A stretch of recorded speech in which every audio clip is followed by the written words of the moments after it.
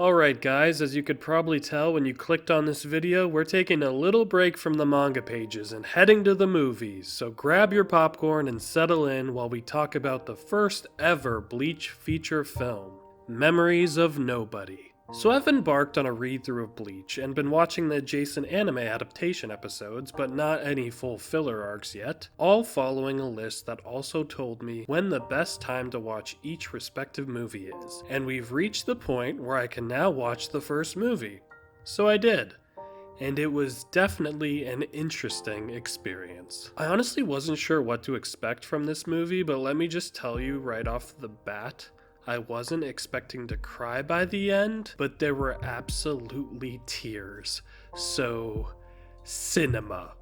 One thing I haven't really talked much about on this channel so far is my love of movies. I love watching them, I always have. I love what they can do in such a short amount of time. Love them. So it's fun to see a story like Bleach, something that I've been reading and watching as a show, be brought into this kind of medium for the first time. It's fun to get to see Bleach tell a new story during the length of a feature-length movie, along with a clear increase in its animation budget like what usually happens with anime films. It's like getting to view these characters and this world through a slightly different lens, and with this kind of sitting outside the realm of the main story, there's fun to it being self-contained. Having grown up with all of the DBZ movies on DVD, I'm used to movies based on anime falling outside the boundaries of the main canon, not being able to really seamlessly fit in anywhere, and from my understanding this movie is only kind of canon or something. I didn't want to look too much into it for fear of spoilers, so with movies like that you are kind of just focusing on them on their own and not thinking too much about how they're playing into the overall narrative,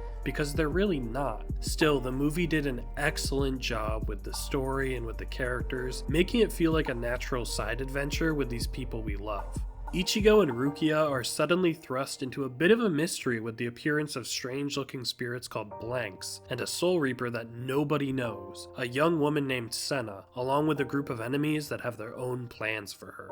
One of the first things that really struck me right from the beginning of the movie was that it focuses on a part of Bleach that doesn't usually get enough focus in the actual series. The more mundane duties of being a Soul Reaper and the little intricacies of the job that Ichigo in particular has to deal with. The kinds of things that were around early on, but eventually were kind of veered away from as the story has shifted into more one-on-one fights in otherworldly realms, instead of Earth-based day-to-day living for Ichigo, at least as far as where I'm at in the series. For example, I'm currently on chapter 223 in the manga, and I had to ask myself, when was the last time I saw Ichigo put the pommel of his sword up to a spirit to perform a kanso and help the deceased person move on? I couldn't tell you. And I feel like, were we ever even shown Ichigo doing that? I know Rukia showed it like right at the beginning of the series, but since then, I'm trying to remember, has that even been used? I couldn't tell you either way. It's been a long time. It's a concept that was shown very early and then hardly ever used either way. We've mostly seen Ichigo hunting hollows or fighting other Soul Reapers, so seeing the Kanso used again was wonderful. Being from the West, my whole notion when I hear Soul Reaper is more of a Grim Reaper concept, helping the deceased move on to whatever comes next. That's been weaved into Bleach from the beginning, but so very rarely shown. It was just nice to see. There's a whole other side to being a Soul Reaper beyond the more action-packed, so I loved getting more of that. Like, I really appreciated how the movie handled that part of Ichigo's duty. It was beautiful to see him and Senna help that little ghost boy find his dad after spending all day with him, and giving him a final adventure in the living world before he would pass on. It's just really beautiful stuff. And there were fun little things too, like Ichigo using his substitute pass a little carelessly now that he has it, leaving his body around for people to find and think that he's dead. It's just fun moments like that that I enjoy so much. And besides spending time on Soul Reaper duties that we don't get to see enough, it also brought some other interesting new angles to the Bleach world. For instance, the introduction of the Blanks. When they first appear, they are unlike anything we've ever seen in the series, looking almost alien in design, far from the usual plus spirits that we've seen, and even the Hollows maintain something a bit more human visually than the Blanks. But that's fitting for the name, there's no distinguishing features for any of them. The Blanks immediately take these Soul Reapers out of their element, bringing something interesting to the story. None of the usual things are working on them, and that made for a good start to the mystery. The lore of the Blanks and the Valley of Screams was fascinating too, since it falls not only kind of between the living world and Soul Society within the story, but also kind of seamlessly falls into a gray area where it totally could exist in the main canon from what I've read so far, but hasn't ever been touched upon. The explanation feels like it fits into Bleach's world pretty well though, as the Blanks are souls that have forgotten who they are, as their memories have all become part of an object called a shinenju. But it's the introduction of the Blanks that also brings in easily the best character in the movie, really the anchor point for the whole story, Senna. Senna is fantastic. What a wonderful character and the perfect one to tether this story to. She's mysterious but endearing, with an innocence and curiosity that makes so much sense when you learn what she really is. That she is actually the Shinenju, so she's comprised of so many other people's memories too. I had a feeling that it was going to be something like that when her flashbacks weren't really matching up with what she was saying because they felt like they were coming from different people. She's trying to figure out who and what she is because she can't really trust her own memories, making her story just extremely tragic because it comes up with questions that I love when stories ask. What does it mean to be alive? What does it mean to be a person? What is real and what is not? Deep down, she used to believe that she was a real living person once, and that brings her to a cemetery, but it's sad to know that even then, she really wasn't sure until the end of the movie because so many of her memories weren't her own. She was just such a great character. Was not expecting a movie to introduce us to someone so interesting. Can we keep her? Please, Kubo, can we keep Senna around in some capacity? I wish. But she really represents what I really loved about this movie. It expanded the scale of Bleach both narratively and visually while still coming down to such a personal story. Memories of Nobody wasn't perfect though. The villains, while potentially interesting in concept, were a little bit one-dimensional. The idea of a rogue faction of Soul Reapers is cool and all, but maybe it would have been cooler if I hadn't just gotten to the point in the story when we just had a trio of traitor Soul Reapers, as well as a new faction of former Soul Reapers introduced. I don't know. They all just felt a little bit bland.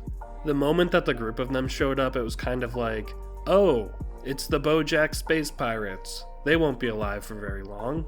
Part of that comes with the territory of a movie like this. There's not time to really flesh them out or give any of them much characterization. I did like some of the designs though. Will I remember the main bad guy next week? No, probably not. But that's okay. For this particular movie, it wasn't a big problem since the focus was rightfully on Senna and Ichigo. I did like that we managed to squeeze in nice little appearances from other characters in the series, and it was done in a way that felt justified. It never felt like we were just shoehorning in cameos or throwing people in for fights just because they're popular. It felt like the circumstances were intense enough that the Soul Society would send in some of the big heavy hitters to get involved. Initially it seemed like we were about to have Ichigo fight them all to protect Senna, which was so good. But then eventually, the satisfying moment when the other Soul Reapers showed up to help out was great, and felt earned within the plot. The inclusion of the others brought some great moments too, my personal favorite of which is Ichigo hitching a ride on top of Zabimaru. Incredible, incredible.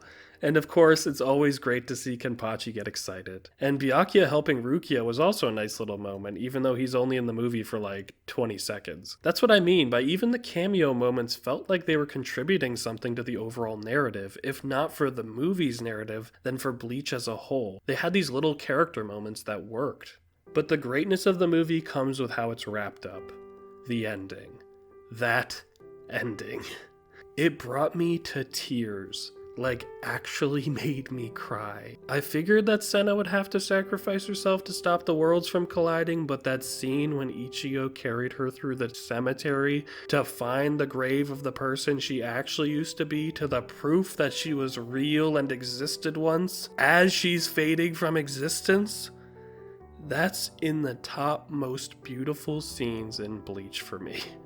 Having Ichigo bring her to her grave as she fades away, where she won't even be remembered by anyone including Ichigo, it was incredible, and I'm kind of getting a little sappy just thinking about it because it was so powerful. This ending with everyone forgetting Senna kind of puts the movie in an interesting place. Maybe it is canon in a clever kind of way. Maybe it did all happen, but Ichigo won't remember it. I don't know. All I know was that I was crying when she faded away, when Ichigo was told he would forget her, and then when Ichigo found her ribbon in the after credits scene, before seeing someone that looked remarkably like her walk by. Tears. Absolute tears. All of the tears. Maybe finding that ribbon jogged his memory, or maybe it's just a feeling that he can't quite place. A warm feeling of a memory that he'll never recall. When it comes down to it, what was so beautiful about this movie was that it focused on what Bleach is really about. It's about life and death and everything in between. It's about doing what you can to protect what you cherish while you have it. Memories of Nobody captured that part of Bleach perfectly. It wasn't a flawless film, but it was absolutely worthy of a watch, whether it's canon to the main story or not. It may not be remembered by the rest of the series, or by the characters that experienced it, but I will always remember this movie, and I will remember how much I enjoyed it. It will have a nice place in my own memories. Thank you so much for watching, guys. This was really fun to check out the movie. Gonna be getting back to the manga next video, but also another movie is coming up apparently, so be looking forward to that. But next time, we're getting back into the manga, and we're getting into more of The Visored. I hope everyone has a great weekend. Take care.